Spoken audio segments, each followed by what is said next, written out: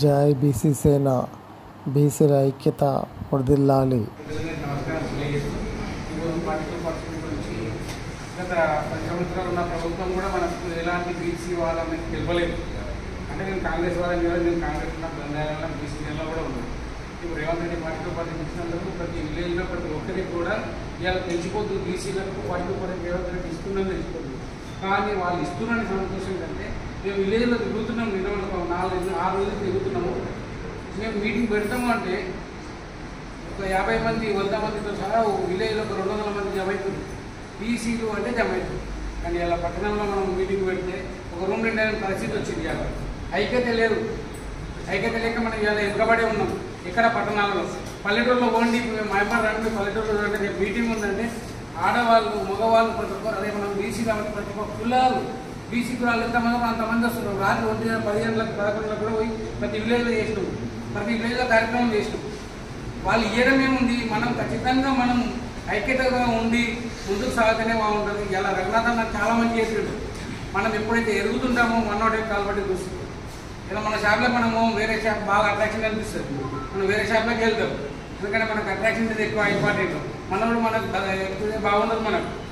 అందుకే ఇలాంటి చాలా మంచి చెప్పిన అన్న, చాలా మంచి విషయం. ఇవాళ మనం అందరం ఐక్యత లేకనే ఇలాంటి జరుగుతుంది. ఒకరి మీద మనం అనడం కాదు, వాళ్ళు 6% ఉన్నా 7% వాళ్ళ గురించి మనం చెప్పడం కాదు. మనం ఏం చేస్తున్నాము, మనం ఇంతవరకు మనం ఇంతమంది ఒక్కొక్కరు 5 మంది చెప్పినా కూడా ఎంతమంది వస్తాం మన దగ్గరికి ఇవాళ మీటింగ్కు. ఇలా ఈ మాట మాట్లాడడం ఏమనుకోవద్దు. ఇవాళ మనం ఈ మీటింగ్కు మనం ఒకరికి 5 మంది చెప్పినా ఇలా రూమ్ నిండిపోతుంది.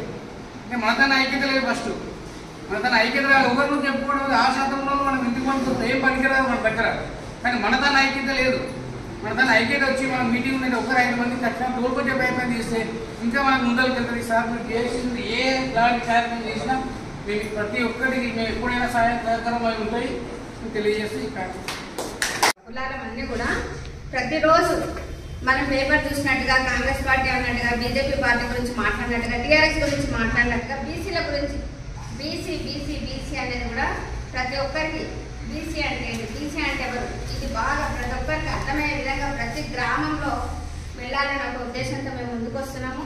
మాకు సహకరిస్తున్నారు అన్న వాళ్ళందరూ కూడా ఈ అవకాశం ఇచ్చినటువంటి పెద్దలకు నేను ధన్యవాదాలు తెలియజేసుకుంటూ జయలలిత ఒక లేడీ ఆమె 69% రిజర్వేషన్ తీసుకొచ్చి అందులో 50% బీసీ రిజర్వేషన్ అమలు చేసిందన్న. అంటే ఒక లేడీ అనుకుంటే చేయగలిగిన రిజర్వేషన్ మనం చేయలేమా? మనం అందరం బీసీలో ఇంత శాతం ఉన్నాం. దాదాపు 60 నుంచి 70% బీసీలోనే ఉన్నాం. ఓటు పరంగా మనం ఎంత, రాజకీయ పరంగా సీట్లు మనకెంత అని నినాదం తీసుకుంటే మనం సాధించలేమా? సాధించగలుగుతామా లేదా? మరి ఎందుకు సాధించలేకపోతున్నామంటే ముఖ్యంగా మన లోపల మనకు ఐక్యమత్యం లేకపోవడమే ముఖ్య కారణం. మేము లేడీస్ కదా, రాజకీయ పరంగా సమాజ పరంగా మీకున్న నాలెడ్జ్ నాకు లేకపోవచ్చు, కాకపోతే మాకున్న నాలెడ్జ్ ప్రకారమే మాట్లాడుతున్నాను. ఏమైనా తప్పుగా మాట్లాడితే కూడా మీరు పెద్ద మనసుతో క్షమించాలని ఫస్టే కోరుకుంటున్నాను. ఆర్ కృష్ణన్న 40-50 సంవత్సరాల నుంచి పోరాడుతుంటే ఇప్పటివరకు ఇంకా 42% కోసం ఎందుకు కొట్లాడాలి అని నేను అడుగుతున్నాను. 60% తెచ్చుకోలేమా? 60 కాకుండా 50% సాధించలేమా అనుకుంటే? అగ్రకులాలకు ఏమైనా కొమ్ములు ఉన్నాయా? దేవుడు వాళ్ళకి 2 చేతులు 2 కళ్ళు ఒకే తలకాయ ఒకే మైండ్ ఇచ్చారు, మనకు అప్పుడే ఇచ్చారు.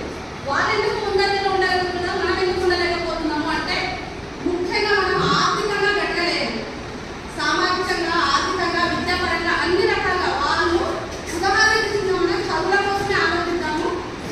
వాళ్ళు కార్పొరేట్ స్కూల్లో చదివినప్పుడు మనం బీసీలో గవర్నమెంట్ స్కూల్లో వాళ్ళు అవుట్ ఆఫ్ టైంకి మనం కార్పొరేట్ అంటే మన గడప బీసీలో గడప దాటే లోపే వాళ్ళు దేశాలు దాటుతారు.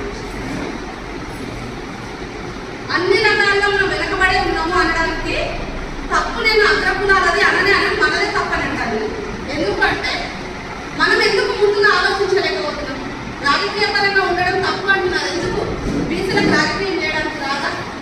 మనం లేకపోతే ఏ అగ్రకులం లేదు, ఏ రాజకీయం లేదు. అసలు ఒకసారి మనం అందరం ఎలక్షన్స్ బాయ్కాట్ చేస్తే ఏ ఎలక్షన్స్ అయినా సరే, గ్రామ పంచాయతీ ఎలక్షన్స్ కావచ్చు, ఎంపీ ఎలక్షన్స్ కావచ్చు, ఏవైనా సరే మనమంటూ ఒకసారి ఎలక్షన్స్ బాయ్కాట్ చేస్తే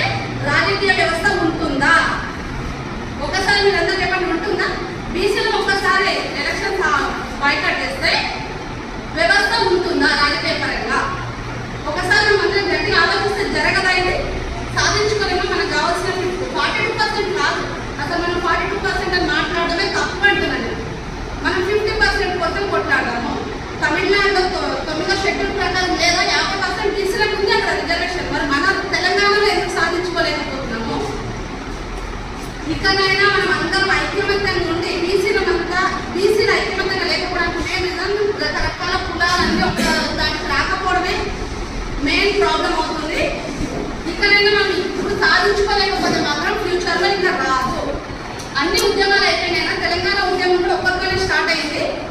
దాన్ని సాధించుకున్నాం. తెలంగాణ ఉద్యమం అంతా చేసి మన బీసీ బిడ్డలు ఇంతమంది చనిపోయిన ఉద్యమంలో ఒక్క ఓసీ వాళ్ళనే చనిపోయిన ఒకసారి ఆలోచించండి. మనసుపెట్టి 1200 మంది పిల్లలు చనిపోతే అందులో మొత్తం బీసీ బిడ్డలే ఉన్నారు.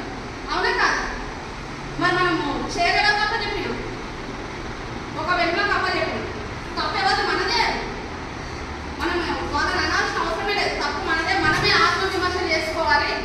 ఇకనైనా మనం అందరం ఒక్క తాటిపైకి వచ్చి రిజర్వేషన్ కోసం గట్టి కొట్లాడాల్సిందే తప్పదిగా. ఇప్పుడు సాధించుకోలేకపోతే ఇంకెప్పుడు సాధించుకోలేము. కాబట్టి ఇకనైనా అందరం గట్టిగా కృషి చేద్దాం. ఒక మాట పైన ఉన్నాం. పెద్దలు మీరు ఇక కార్యాచరణలో ఇక పైన ఏ కార్యాచరణ చేసినా మా వంతు సహాయ సహకారాలు కూడా అందిస్తాం. మేము టైం కేటాయిస్తాం. మీరు మాకు చూసిగా ఉండండి. మేము కూడా మా వంతు కృషి చేస్తామని సభాముఖంగా తెలియజేసుకుంటున్నాను. అలాగే ఇక్కడ రిటైర్మెంట్ అయిన ఉద్యోగులు ఉన్నారు. వాళ్ళకి ఇకమైన ఆరోగ్యం ఐశ్వర్యాలు సమకూర్చాలని కోరుకుంటూ ఈ అవకాశం ఇచ్చినందుకు తప్పకుండా ధన్యవాదాలు. స్థితిలో ఉన్నాం. రాకునే పరిస్థితిలో ఉంటే ఇంకా మాకు ఇవ్వట్లేదు, మాకు ఇంత కావాలి అంత కావాలి ఏమే ఉన్నాం. లాక్కోవడానికి మనకు ఉంది. మనం 30% మనం ఉన్నాం, 30% వాళ్ళు ఉంది. 70% ఉన్న వాళ్ళని ఏదైనా చేయొచ్చు. కళాఖండిగా మనం అందరం ఉంది. ఐక్యమంటే మనం ఒక్క బుక్ కూడా ఉంటే మనం ఎవరు ఏం చేయాలనే సంగతి మనం తెలుసు. మనం మాట్లాడుతున్నాం, ప్రతి నోట్లకి అదే వస్తుంది. మనం ఇంతమంది ఉన్నాము. అయినా మనం ఏం చేసుకోలేకపోతుంటే ఇంకా మనమే ఇంకా కింద స్థాయిలో ఉన్నాం అనేది ఒకటి అబ్జర్వ్ చేయాలి. ప్రతి ఒక్కరు నేను ఏం మాట్లాడినా కొంచెం కళాఖండిగా మాట్లాడతాం. కాబట్టి మనం ఏదైనా సరే లాక్కునే స్థితిలోనే ఉన్నాం. మనం ఇచ్చే స్థితిలో కూడా లేదు. మనం లాక్కునే స్థితిలో ఉన్నాం. ఓట్లు మనమే, సీట్లు మనం, కష్టం మనమే, ఫలితం మనమే. అయినా మనం ఇంకా వాళ్ళకి ఛాయిస్ ఇస్తున్నాం. అది మన తప్పే అనేది ఒకటి గుర్తించాలి. సో ఈ అవకాశం ఇచ్చినందుకు ప్రతి ఒక్కరికి ధన్యవాదాలు. మీరు ఎవరు ముందుండి ఏ కార్యక్రమం చేస్తామన్నా మేము మద్దతిస్తాం సార్. మేము 3 నెలలుగా ఇక్కడ కష్టపడుతున్నాం. శాసనాలు అనేది ప్రతి ఒక్కరికి అబ్జర్వ్ చేసి ఇవ్వాలంటే మిమ్మల్ని చదివిస్తున్నా. బీసీ సంఘాలు ఉన్నాయి కానీ మేము వచ్చి 3 నెలలు అవుతుంది. మాకున్న ఉత్సాహంతో మేము ఎంత కష్టపడుతున్నామంటే దాని ఫలితం అనేది మాకు రోజు రెట్టింపు కనిపిస్తుంది. మేము ఎక్కడ ప్రోగ్రామ్ ఉన్నా అటెండ్ అవుతున్నాము. మా కార్యక్రమాలు మేము చేపడుతున్నాం.